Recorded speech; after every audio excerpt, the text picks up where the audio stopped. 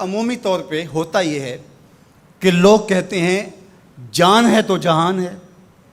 جان اور جہان کا فلسفہ ہم بچپن سے سنتے آئے ہیں. لوگ کہتے ہیں جائیداد چھوڑ دو، فلاں چھوڑ دو، فلاں چھوڑ دو، نظریات پر بھی کمپرومائز کر لیتے ہیں. جب جان نہیں ہے تو پھر باقی کیا؟ جان ہے تو جہان ہے. اس فلسفے کو حسین ابن علی نے بدل کے رکھ دیا کہ جان ہے تو جہان ہے. حسین نے بتایا جان نہیں ہے پھر بھی پوری کائنات تیری ہے.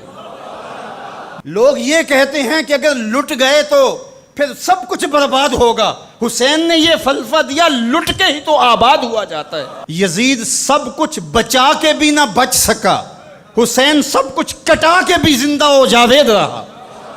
یہ فلسفہ دیا سب کچھ کٹ جائے، سر نیزے کی نوک پہ بھی چڑھ جائے، خاندان کی لاشیں بکھری پڑی ہوں اور گھوڑوں کی ٹاپوں تلے روندی جائیں، کفن بھی کھینچ لیے جائیں، خیموں کو بھی آگ لگا دی جائے، لیکن سر شہیداں پھر بھی نیزوں پہ بلند ہی رہے گا، اونچا ہی رہے گا. یہ فلسفہ حسین ابن علی نے دیا. یہ سر جھکنے کے لیے نہیں ہے، یہ سر اوپر بلند ہونے کے لیے. اور میں ایک بات کہا کرتا ہوں، لوگ سر بچانے کے لیے ہاتھ دے دیتے ہیں، ظالم کے ہاتھوں میں ہاتھ دے دیتے ہیں کہ سر بچ جائے. حسین نے ہاتھ بچانے کے لیے سر دے دیا.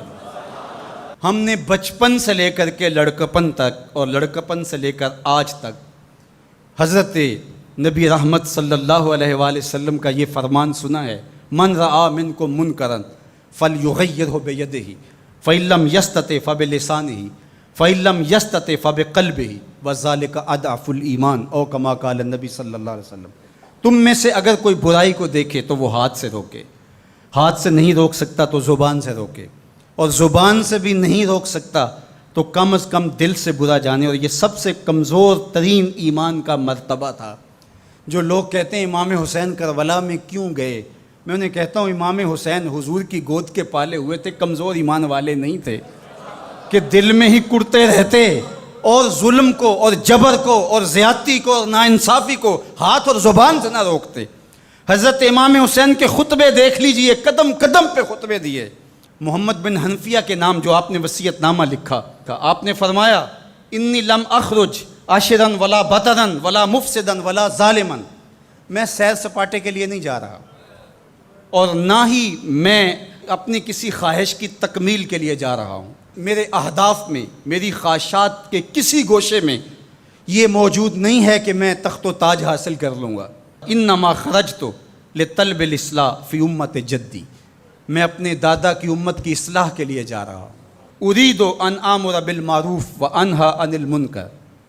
میں امر بالمعروف اور نہی عن المنکر کے جذبوں سے مالا مال ہو کے میں اس سفر کو اختیار کر رہا ہوں. جب شریعت کا مذاق اڑایا جا رہا ہے، شریعت کی شکل بدلی جا رہی ہے، خلافت کا رشتہ قرآن سے ٹوٹ گیا ہے اور ایک نئی صورت دین کو دی جا رہی ہے، اور جو اس سانچے میں ڈھل کے دین نکلے گا وہ محمد عربی کا دین نہیں ہوگا جو طائف کے بازاروں سے لے کے مکے کی گلیوں تک، احد سے لے کر غزوہ حنین تک حضور نے خود اور اپنے اصحاب کو تکلیف میں ڈال کے جو دین دیا، جو امت تشکیل دی. یزید اس سارے نظم کو بدل رہا ہے، تو کیا نبی کا نواسا جس کو حضور نے گود میں پالا ہو وہ خاموش ہو کے بیٹھ جائے؟ کہا حسین ایسا نہیں ہونے دے گا، اور اس کی جو بھی قیمت ادا کرنا پڑی حسین وہ قیمت ادا کرے گا. اور پھر اس کی قیمت چھوٹی نہیں تھی جو ادا کرنا پڑی. اگر حضرت امام حسین رضی اللہ تعالیٰ عنہ اس وقت کربلا کے تپتے ہوئے ریگزار میں، اس میدان حق و باطل میں اپنی قربانی پیش کر کے جبر کا راستہ نہ روکتے تو یہ بات اچھی طرح سے ذہن نشین کر لیجئے، اسلام کی یہ شکل جو آپ کو دکھائی دے رہی ہے یہ موجود ہی نہ ہوتی. دنیا کے اوپر کتنی تہذیبیں، کتنی ملتیں اور کتنی اقوام، جب ان کے اندر تغیر آیا تو وہ اپنی اصل صورتی چیزیں کھو بیٹھی. دنیا کے اوپر کتنے مذاہب، یہودیت کی شکل دیکھ لیجئے، کیا یہ وہی صورت ہے جو حضرت موسیٰ لے کر آئے؟ عیسائیت کی شکل دیکھ لیجئے، کیا یہ وہی صورت ہے جو حضرت عیسیٰ لے کر کے آئے؟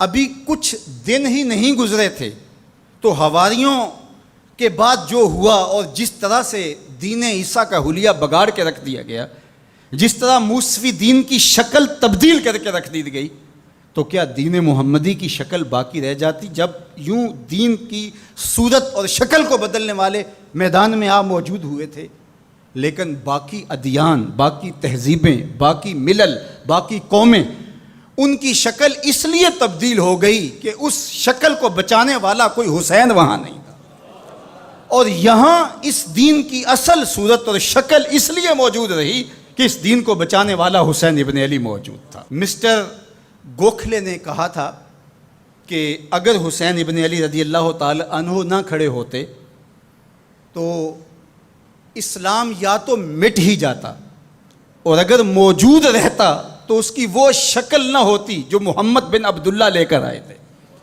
اس کی شکل وہ ہوتی جو یزید پیش کر کے جاتا۔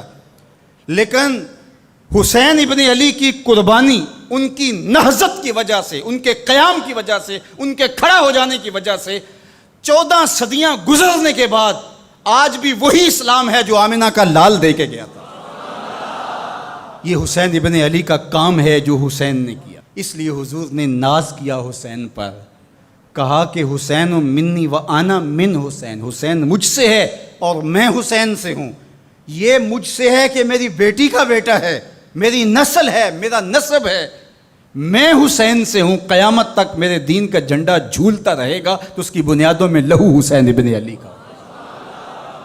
حضرت امام حسین رضی اللہ تعالی عنہ نے ایک بات کہی تھی، جب بیعت کا آپ سے مطالبہ کیا گیا تو آپ نے یہ نہیں کہا کہ میں یزید کی بیعت نہیں کرتا، بلکہ آپ کا جملہ تاریخ ساز ہے، بڑے لوگوں کا کلام بھی بڑا ہوتا ہے اور حکمت کے نور سے بھرا ہوا ہوتا ہے، قیامت تک ایک نصب العین دینا تھا۔ یہ نہیں کہا کہ حسین ابن علی یزید کی بیعت نہیں کرے گا، بلکہ کہا مثلی لا یبایع مثلہ، میرے جیسا اس جیسے کی بیعت کیسے کر سکتا ہے؟ تو یہ قیامت تک کے لیے لاہ عمل دے دیا کہ جو حسین کے نقشے قدم چلنے والا ہوگا وہ وقت کے یزید کے ہاتھ میں ہاتھ نہیں دے سکتا، چاہے گردن کٹ جائے، بازو کٹ جائے، خاندان لٹ جائے۔ یہ حسین ابن علی کا پیغام ہے۔